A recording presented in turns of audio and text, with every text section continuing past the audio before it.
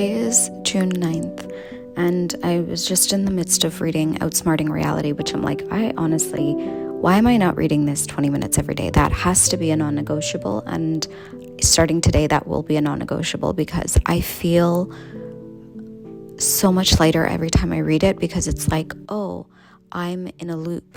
I'm in this loop, which is causing me to feel apathetic, to feel exhausted, to feel behind. All of those emotions are coming from this frequency of feeling like it hasn't worked out before, so it's not going to work out again. So then I don't trust myself, so then I don't know what to do. And then I don't feel like doing anything. And then I hate myself for not doing anything. And then it just starts over again. And then I think, oh, I should do something. And then I take action. But that action comes from a place of survival. And I want to be living in the pattern or in the thought of freedom. And so it's like, that's why I keep getting myself into situations where I'm like, wait a minute, why does it feel like I'm repeating myself over and over again and then running away? And then because it's like it is coming from that frequency of survival. And the reason being is, and like reading this, I've realized it's the biggest thing that's lacking is the lack of self-trust. And when I was asking ChatGPT the other day, which yes, I do ask ChatGPT to kind of be like my life coach, because why not? And I also take everything with a grain of salt. I don't take all of it, but sometimes, there are little nuggets where I'm like, oh, I didn't see that perspective. Thank you. And it had mentioned that I am in this loop, and one of the reasons is because I don't trust myself. And then now I'm reading this and I'm like, oh, there's a theme here. There's a theme of lacking trust in myself.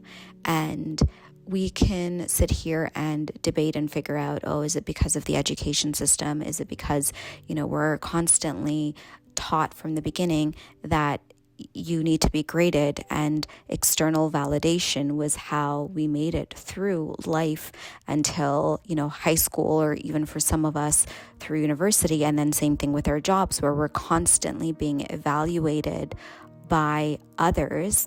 And then that determines our pay. That determines if we make it to the next grade. That determines if we have a partner. That's what we've been taught. And so it is no surprise that seeking external validation is a very, very common thing. And I have realized that one of my biggest problems is that need to seek external validation. And I thought I was diligently working at finding internal validation, but we slip up, and it's knowing that I am trying to rewrite or unwrite 37 years of programming, and it'll happen. And sometimes we will fall back into those old patterns and behaviors.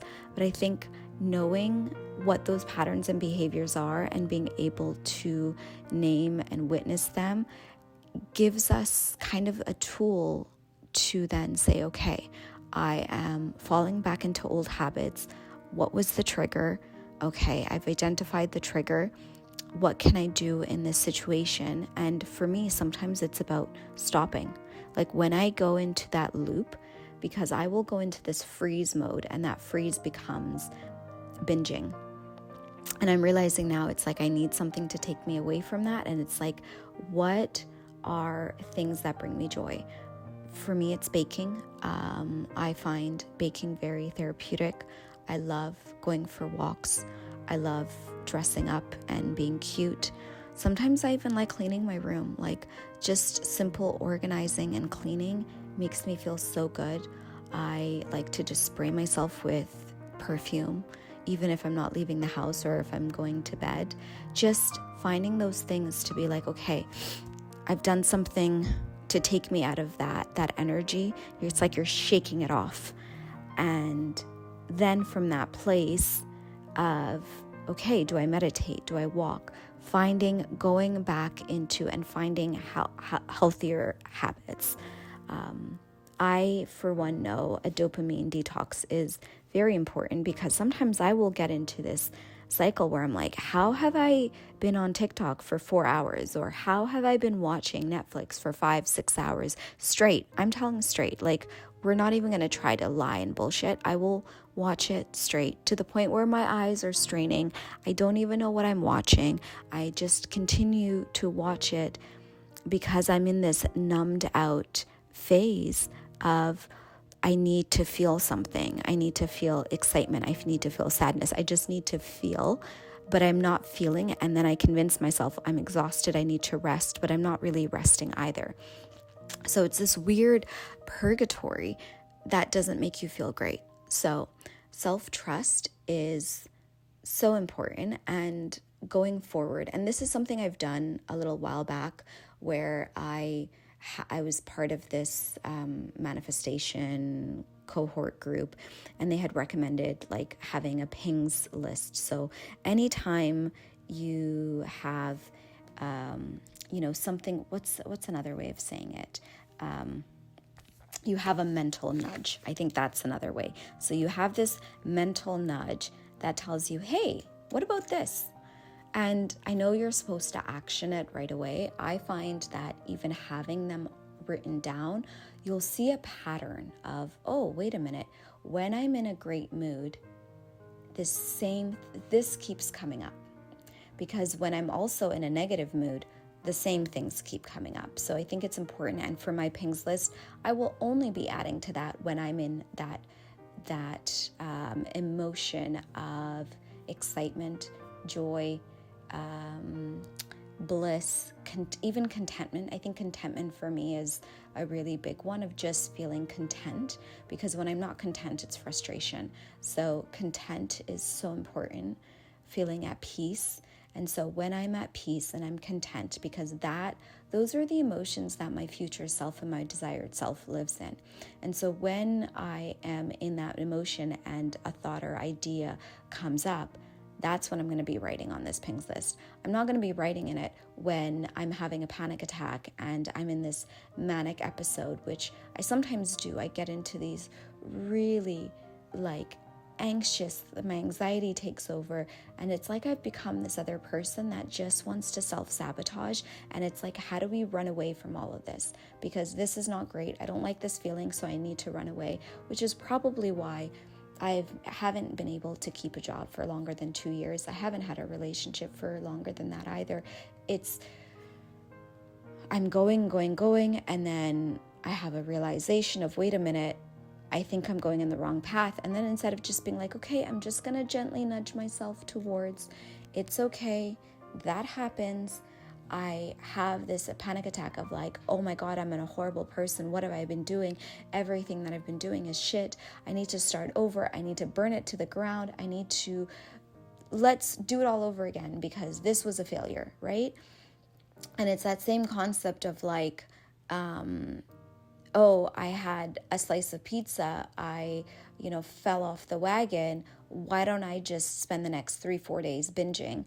And I do that same thing, not with food. I do it in my actual everyday to-day life when I'm in those episodes of, oh, I messed up here, and it's just like, if you spilled a little bit of milk, would you go and then just dump the rest of it out? Like, that logic makes no sense. But yet, when it comes to previously for weight loss, I think now I've finally found a middle ground, which is why I've been actually able to lose weight, is sometimes it's not always going to be high. And I think that's the misconception that we have, that like if you're not constantly high vibing and you have a moment of low vibe, or, you're not on the right trajectory or something is off, that is just for you to either learn something, for you to recalibrate. There's something there that needs to be looked at, but it's not to then say, oh, I'm not on this high vibe, we gotta just burn it all. There's something wrong with me. And I think that's the way that I was looking at manifestation and all of this self-development work of like, I'm going up a hill and there's only uphill. And if for whatever reason I stagnate or I come down for a little bit, then there's something wrong. And it's like, no, there isn't. all you're doing is sometimes you come down a little bit to maybe skyrocket, right? And it's just like that. Each moment, each thing has a lesson in there, and it's not there to, it's a mirror of maybe your current energy. It is a mirror of your current vibration, your current feelings, your perceptions, and that is okay. And it's like, and that's why meditation or doing anything that gets you out of that. Okay, this is part 2 of the self-trust. My alarm went off. And so getting back to the recalibration, it is, so it's like, it is okay to have ups and downs. Like, it is a wave. We're not just constantly going up, and those moments are there for us to have a moment of pause and reflection. And it's so important to have a practice, whether it is journaling, meditating, going for meditative walks, breath work. Maybe you do all of these. You don't have to do all, but just having something where you can take that out of your toolbox when you feel, okay, I'm going to stop, I'm going to journal, or I'm going to stop and I'm going to clear my mind and I'm going to meditate, or I'm going to go for a walk. I find going for walks so therapeutic. And also for me, it's baking has always been a way, and that's something I've kind of just put away on the back burner, where I'm like, oh, I'm not a good baker. And it's like, I didn't get into baking so that I could be the best of the best of the best of the world. I did it for healing, for sharing, and it was a way for me to create with my hands. Because there's something, and that could even be pottery. There's something when you start to do something with your hands that gets you out of your mind so quickly. And I love house cleaning, for cleaning the house for that. Just doing something, exercise, where you're not in your head and those constant ruminating thoughts. Because sometimes those same thoughts that keep repeating is why you are not changing. Like, our reality is literally our personality, and your personality is your thoughts. What are the constant thoughts that are coming up that you think? What are you focusing on? And that is who you are and how you show up. And so doing things that get you out of that are so important, and you don't have to be the best. You just do it because it makes you feel great. And I think that is something I've lost. And I want to get back to it. It became kind of like a competitive sport at some point, where I'm like, I'm not even a competitive person. I only compete with myself, but not with others. But I think with social media, it's so easy to start to get into this comparison loop of like, who's better, who's worse. And none of that is really the way that you should be looking at it. It's like it's the remembering that, hey, self-trust. Hey, this is a form of, what is the reason why you're doing this? Going back to your why. So this was my very, very long-winded way of saying it is so important to have self-trust. And the way that you want to build it is go and start a pings list or a mental nudge list. Only when you're in that energy of how your desired reality would be. And keep a list of gains, because the tiniest little things, maybe someone smiled at you today, maybe you got a really great comment, maybe you woke up on the right side of bed, whatever it is, start that list of, so that you're not always focused on all the bad and how you are lacking and how you are far away from where you want to be, instead of, and this was something that I read in this book back in like 4 or 5 years ago, I think now, 4 years ago probably, to have the gains list. Start it. If there's one thing that you take from this, have a gains list. Be happy and start doing things for yourself. Because it's not all about what you're producing and what you're doing. I think for a lot of us, we need to be doing more halting and stopping, and not always running. So this is your permission slip, your pink slip. Give it to yourself as often as you need to say, stop. It's okay for me to stop.